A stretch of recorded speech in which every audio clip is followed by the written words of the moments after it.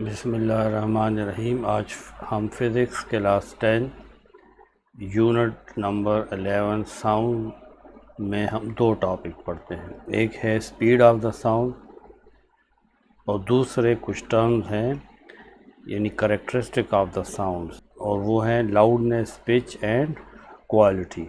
What is the speed of the sound? देखें, जिस तरीके से गाड़ियों की स्पीड होती है, लाइट की स्पीड है, यानी स्पीड का मतलब है कि एक साउंड जब प्रोड्यूस होती है, एक डिस्टर्बेंस जो प्रोड्यूस होती है, वो एक जगह से दूसरी जगह कितने टाइम में जाती है, और हम यूनिट ऑफ टाइम लेते हैं सेकंड में। यहाँ पे देखें ये साउंड प्रोड्यूस हो डिस्टर्बेंस, और ये डिस्टर्बेंस आगे की तरफ ट्रैवल कर रही है, हमारे कानों तक पहुँचती है। तो जिस स्पीड के साथ ये हमारे कान तक पहुंचती है, यानी distance cover by a sound in unit time, तो इसको हम क्या कहेंगे? इसको हम स्पीड ऑफ द साउंड कहते हैं। ये जो स्पीकर है ये क्या कर रहा है? ये डिस्टर्बेंस प्रोड्यूस कर रहा है, और ये डिस्टर्बेंस जो है ये आगे जाती है। देखिए इस वक्त ये डिस्टर्बेंस स्टॉप है। अब हम स्पीकर को ऑन करते हैं तो देखें डिस्टर्बेंस ऑन हो गई, और ये एनर्जी जो है ये स्पीकर साथ वाले एयर पार्टिकल को डिस्टर्ब कर रहे हैं, और वो उससे आगे वाले पार्टिकल्स को डिस्टर्ब करते हैं, वो उससे आगे वाले पार्टिकल को डिस्टर्ब करते हैं। इस तरीके से ये डिस्टर्बेंस आगे की तरफ जाती है। आप देख रहे होंगे कि पार्टिकल ऑफ द मीडियम अपनी ही जगह ऑसिलेट कर रहे हैं, वो मूव नहीं कर रहे, वो सिर्फ ऑसिलेट कर रहे हैं। आप दोनों पैटर्न देख रहे हैं। एक तरफ आपको ये देखें वेव्स फॉर्म में है, ये वेव्स हैं, क्रस्ट एंड ट्रफ आगे की तरफ, यहाँ पे कंप्रेशन एंड रेरिफेक्शन आगे की तरफ जा रही हैं, और इसको हम पार्टिकल फॉर्म में भी देख सकते हैं। देखें अब ये पार्टिकल फॉर्म में एनर्जी जो है जा रही है, ठीक है। तो ये हमारे पास साउंड जो है वो एक जगह से दूसरी जगह जाती है। आप इन दोनों को एक साथ भी देख सकते हैं। यहाँ पे ऊपर आपको पार्टिकल ऑसिलेट करते नज़र आ रहे हैं, और इसके नीचे आपको वेव्स ऑसिलेट करते हुए नज़र आ रही है। तो ये पार्टिकल जो हैं ये अपनी ही जगह पे ऑसिलेट कर रहे हैं, और एनर्जी आगे की तरफ जाती है। तो जिस स्पीड के साथ जाती है वो स्पीड ऑफ द साउंड है। The speed of the sound wave refers to how fast the disturbance or wave is passed from particle to particle. Since the speed of the wave is defined as the distance traversed per unit of time, it is often expressed in units of meter per second. क्योंकि speed का formula है distance divided by time, तो distance का unit metre है और time का second, तो speed of sound का यूनिट होगा मीटर पर second. The speed of any wave depend upon the properties of the medium through which the wave is travelling. तमाम मीडियम में साउंड एक स्पीड के साथ ट्रेवल नहीं करती।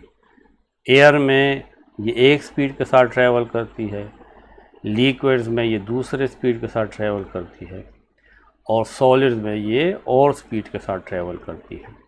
ये किस चीज़ पर डिपेंड करती है? Speed of sound is faster in more elastic medium. जितना मीडियम ज़्यादा इलास्टिक होगा उतनी स्पीड ज़्यादा होगी। And what is elasticity?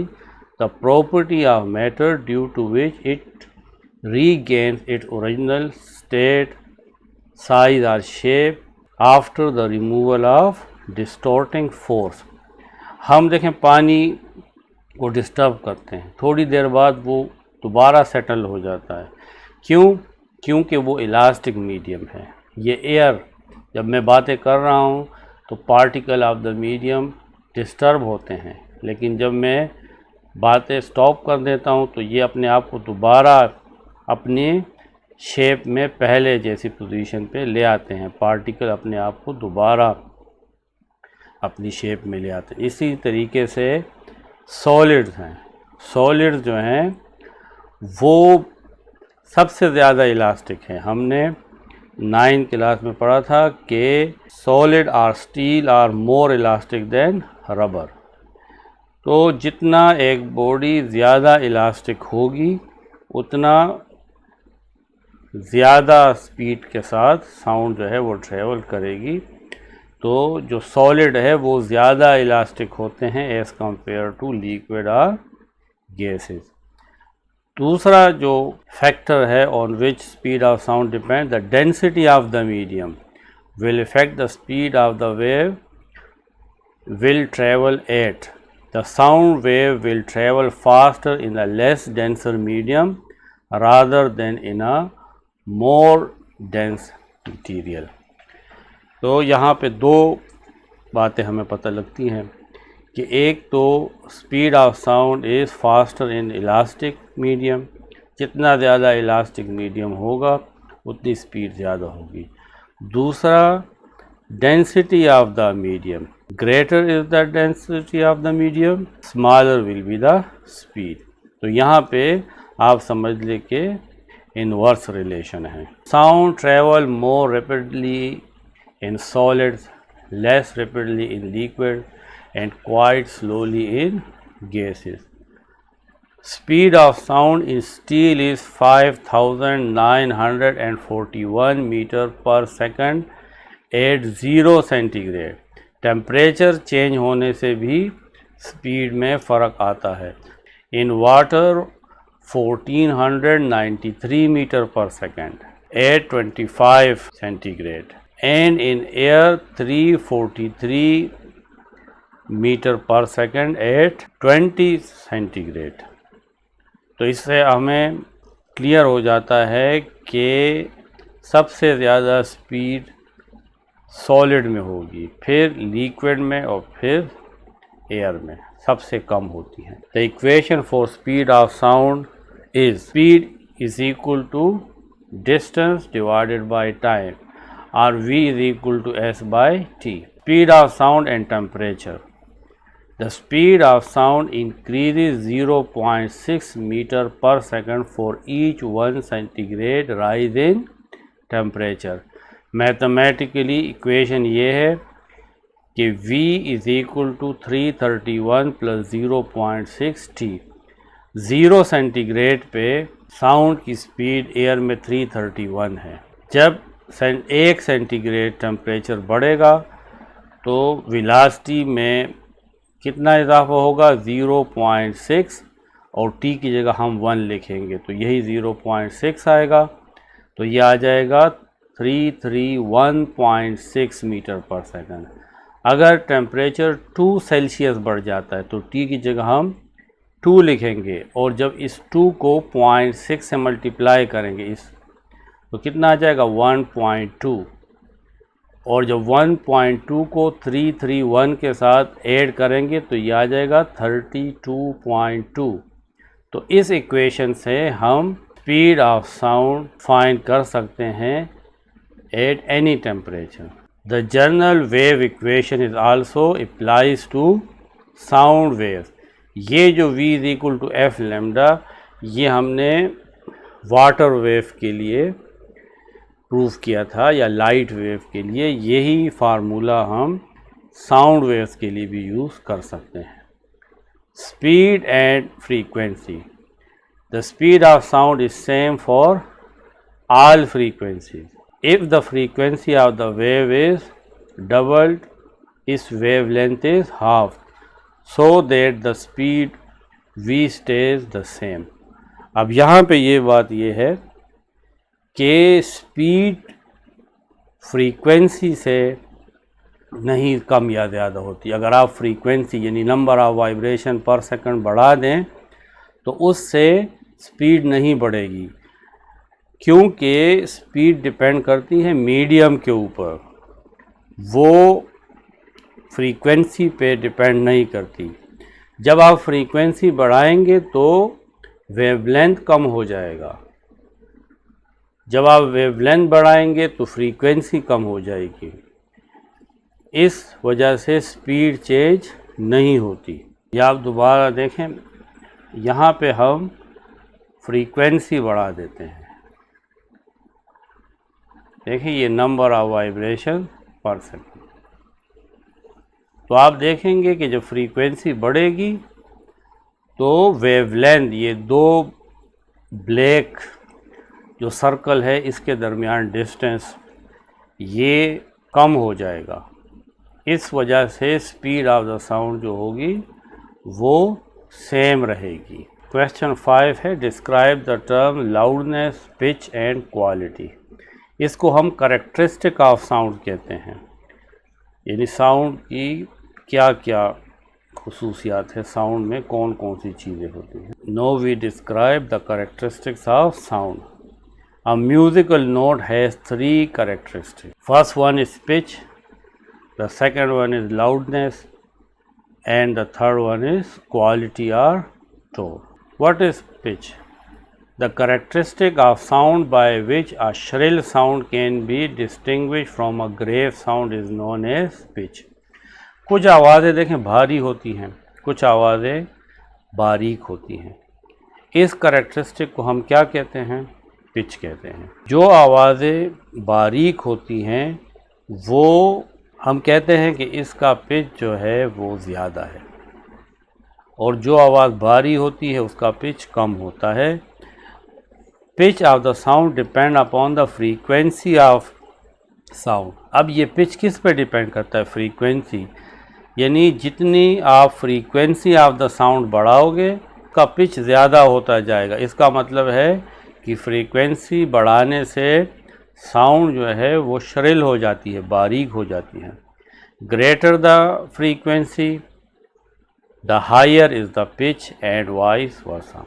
It is the pitch of sound that enable us to distinguish between a sound of man and a woman, or man and dog, etc. Sound of the woman is shrill due to high pitch. Sound of a dog is grave due to low pitch and low frequency. यहाँ पे देखें, ये हमारे पास, ये हम इसकी frequency कम कर सकते हैं। अब हम इसकी फ्रीक्वेंसी कम कर रहे हैं, तो जब इसकी फ्रीक्वेंसी कम हो गई, देखें एक तो इसका वेवलेंथ बढ़ गया, दूसरा इसका पिच भी कम हो गया। जब हम फ्रीक्वेंसी बढ़ाएंगे तो अब देखें इसका पिच जो है वो ज़्यादा है, ये आवाज़ अब श्रिल होगी। तो फ्रीक्वेंसी बढ़ाने से आवाज़ जो है वो श्रिल हो जाती है। इस डायग्राम में भी आप देखें, ये लो पिच साउंड है, देखें लो पिच से वेवलेंथ ज़्यादा है, फ्रीक्वेंसी कम है। ये हायर पिच है, यहाँ पे वेवलेंथ कम है और फ्रीक्वेंसी ज़्यादा है। ये हमारे पास वेवलेंथ है, देखें यहाँ पे ये वेवलेंथ है। तो यहाँ पे जब पिच लो है तो फ्रीक्वेंसी ज़्यादा है। अब दूसरा जो करेक्टरिस्टिक है वो है loudness. The magnitude of auditory sensation produced by sound is known as loudness of sound. It is that characteristic of sound by which we can differentiate between a loud and faint sound. एक sound मध्यम होती है, एक sound loud होती है। इसको हम magnitude of sound कहते हैं। लाउडनेस एक ऐसा कैरेक्टरिस्टिक है जो हमें लाउडर साउंड एंड फेंटर साउंड के दरमियान फ़र्क बताता है। अब ये तीन चीज़ों पर डिपेंड करता है। एक है area of the vibrating body. Greater the area of the vibrating body, greater will be the loudness and vice versa. For example, the school bell produces a loud sound as compared to the house bell because the area of the vibration of the school bell is greater than the bell use in houses. आप इसको diagram से भी समझ लें। देखें, ये हमारे पास small drum है ये वाला, और ये हमारे पास लार्ज ड्रम है।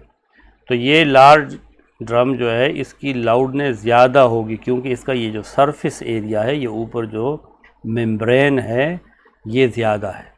अगर हम इसको एक ही जैसे हिट करें तो ये वाला जो लार्जर सरफेस एरिया वाला है ये ज़्यादा साउंड प्रोड्यूस करेगा, क्योंकि इसका सरफेस एरिया ज़्यादा है। दूसरा है एम्पलीट्यूड ऑफ वाइब्रेटिंग बॉडी।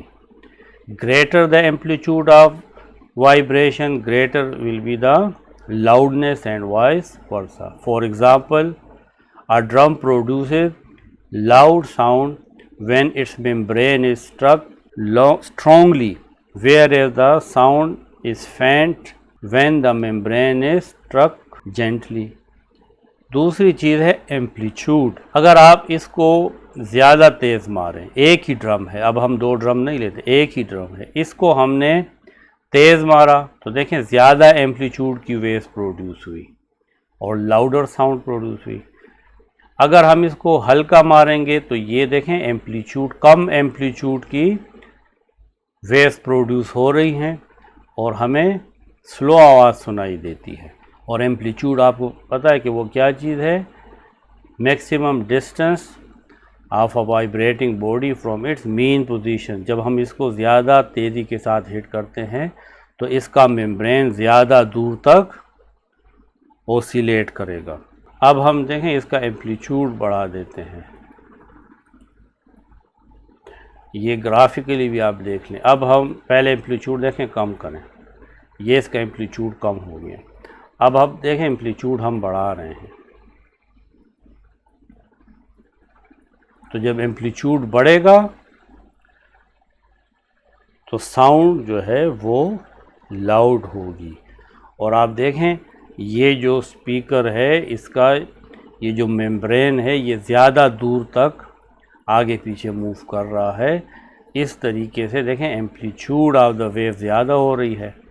अगर आप और बढ़ाते देखें और भी बढ़ जाएगी, देखें इतना ज़्यादा एम्पलीट्यूड की वेव होगी। और जब आप इसको एम्पलीट्यूड कम करेंगे तो देखें जब आपने एम्पलीट्यूड बिल्कुल कम कर दिया, वहाँ पे आप स्पीकर को देखें तो बहुत मामूली एम्पलीट्यूड के साथ वाइब्रेट कर रहा है।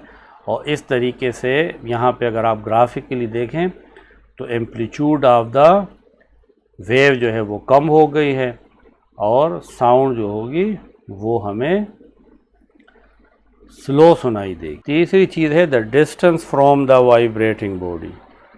The loudness of the sound increases when the distance from the vibrating body decreases.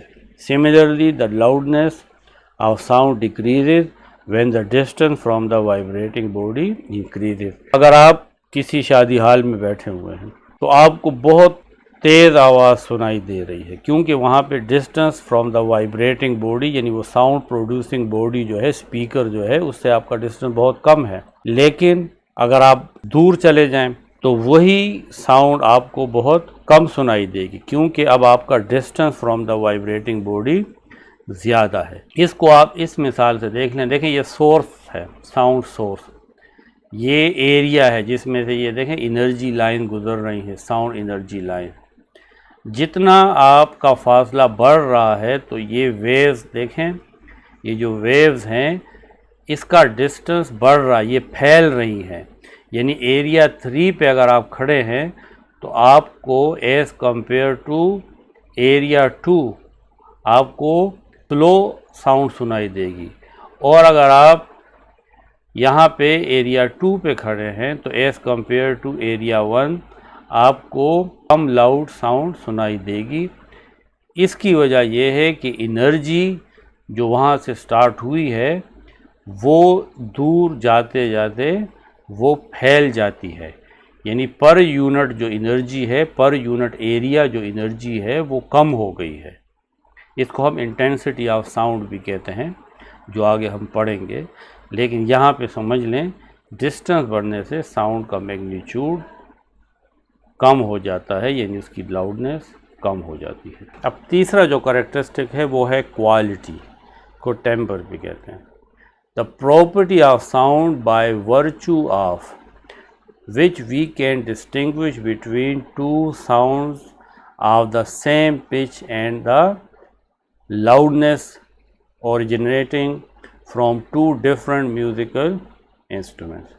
देखें, अगर आपको एक ही जैसी दो आवाज़ें हैं, उसका लाउडनेस भी सेम है, उसका पिच भी सेम है, फिर भी दो डिफरेंट इंस्ट्रूमेंट को आप किस तरह पहचान लेते हैं अगर आप उसको नहीं देख रहे हैं। एक हॉल है, उसमें कोई कंसर्ट हो रहा है, बाहर आप खड़े हैं, सेम ही लाउडनेस और सेम ही पिच के डिफरेंट इंस्ट्रूमेंट वो प्ले हो रहे हैं, लेकिन आप डिस्टिंग्विश कर सकते हैं।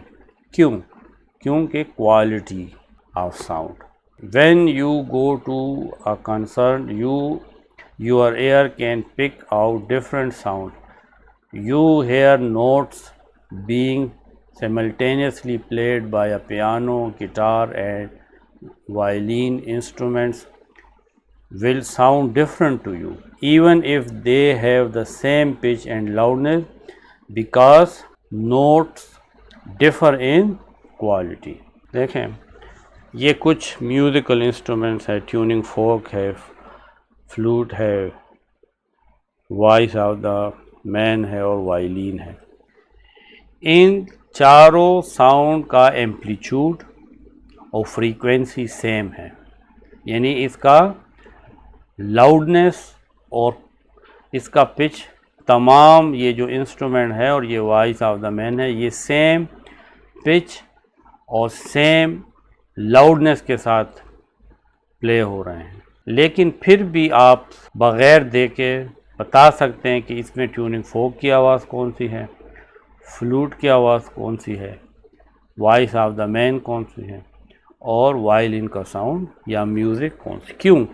क्योंकि अगर आप इन तमाम को देखें तो इनका ये जो वेव पैटर्न है ये डिफरेंट है। ट्यूनिंग फोक का अलग है, फ्लूट का अलग है, वॉइस ऑफ द मैन का अलग है और वायलिन का अलग है। तो सेम पिच और सेम लाउडनेस की आवाज़ों को आप इसलिए डिस्टिंग्विश कर सकते हैं कि इसकी क्वालिटी डिफरेंट है। देखिए, quality of the wave pattern ये डिफरेंट है, और ये हमारे पास साउंड का तीसरा करेक्टरिस्टिक है।